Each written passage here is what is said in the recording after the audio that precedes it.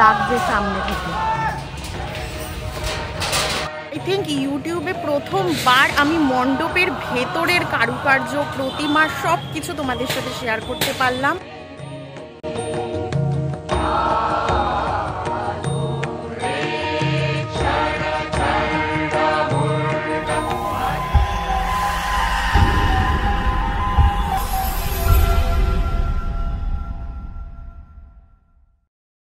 তো আজকে সেই ভিডিওটা তোমাদের জন্য নিয়ে এসেছি।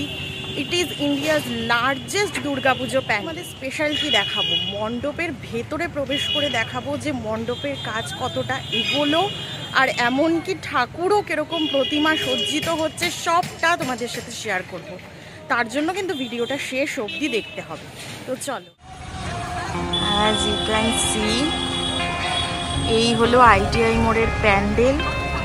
প্রথমে তোমাদের দেখিয়ে দিই, দেখো এই পাশের চূড়াটার কাজ কিন্তু ফুললি কমপ্লিট, আর এই পাশের কাজও অলমোস্ট কমপ্লিট। শুধু মাঝখানের কাজটাই এখন চলছে। এই যে দড়ি বেঁধে তোমরা দেখতেই পাচ্ছ, একদম টপে পুরো এখানে কাজ হচ্ছে।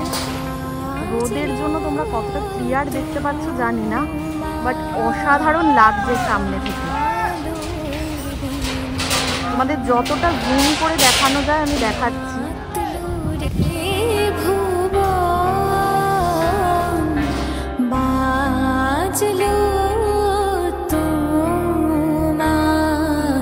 ভেতরটা দেখাচ্ছি আমি।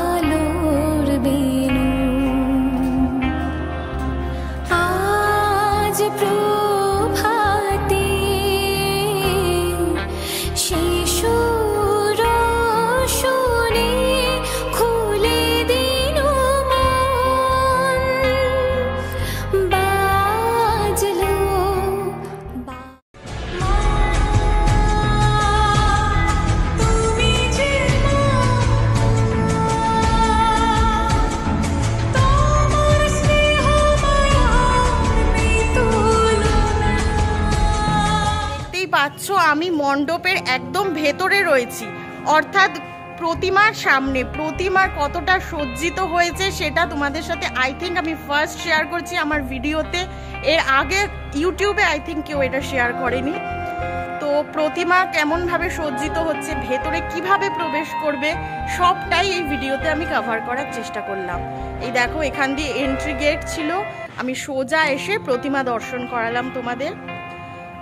তো ভেতরের কারুকার্য নিয়ে তো নতুন করে কিছু বলার নেই। অসাধারণ মুক্ত, ঝিনুক এই সমস্ত দিয়ে কাজ করা হয়েছে, ভীষণ সুন্দর। একটু ক্লোজ ভিউ তোমাদের সাথে শেয়ার করব।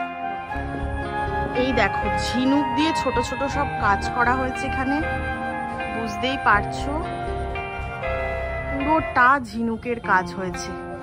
আর যেহেতু এটা বুদ্ধ মন্দির, তো বুদ্ধ পুরো ঝিনুকের কাজ দিয়েই বুদ্ধ রয়েছে, সমস্তটা গৌতম বুদ্ধের কাজ করা রয়েছে।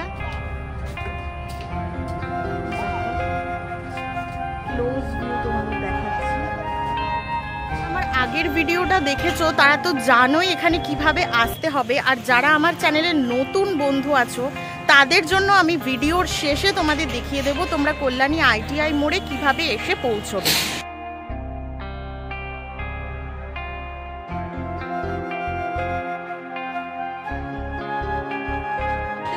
মতো এই বছরেও এই জায়গাটা ফোয়ারা থাকবে, তোমরা জানো এটা কল্যাণী ITI মোড়ের বিশেষত।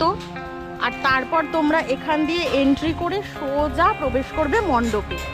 চলো এবার রুটটাও তোমাদের সাথে শেয়ার করি, তোমরা কিভাবে আসছো।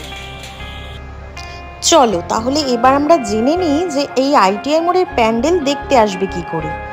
তোমরা যেখান থেকেই আসো, যদি কল্যাণী সীমান্ত লোকাল পাও তাহলে নামতে হবে কল্যাণী ঘোষপাড়া স্টেশন। সেখান থেকে ওয়াকিং ডিস্টেন্স পড়বে 3 থেকে 4 মিনিট হেঁটে, অর্থাৎ তোমরা কল্যাণী ITI মোড়ে পৌঁছে যাবে। এই দেখো, গেটও তৈরি হয়ে গেছে প্রায়, কারণ পুজোর তো আর বেশি দিন বাকিও নেই। আই থিঙ্ক ইউটিউবে প্রথমবার আমি মণ্ডপের ভেতরের কারুকার্য, প্রতিমা সব কিছু তোমাদের সাথে শেয়ার করতে পারলাম। তো আমার এই কষ্টের জন্য একটা ছোট্ট ভিডিওটাতে লাইক করো, আর ভালো লাগলে আমার চ্যানেলটাকে সাবস্ক্রাইব করো। আজকে এই পর্যন্তই, চলো টাটা।